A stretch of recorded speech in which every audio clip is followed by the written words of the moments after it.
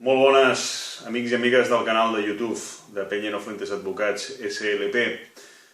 Avui és un dia que hem de parlar de democràcia i hem de parlar d'eleccions. Avui és un dia en el qual, lògicament, els Estats Units tenen un nou president, el Donald Trump. És curiós, no?, que hagi guanyat algú que ningú esperava que guanyés o que ningú volia que guanyés. És una situació estranya.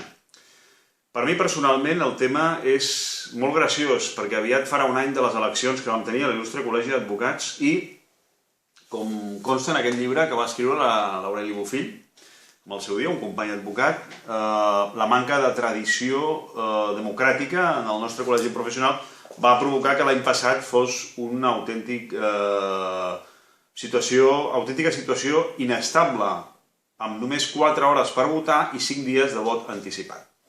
Amb això volem dir que ningú es queixi si ha guanyat el Donald Trump, que ningú es queixi si la Junta que l'any passat va guanyar, Junta Orduna va guanyar, que ningú es queixi si encara no han canviat els estatuts i que ningú es queixi si seguim tenint unes instal·lacions del Col·legi d'Advocats de Reus a la seu del Palau de Justícia tan lamentables com les que tenim i que aviat farem un vídeo al respecte.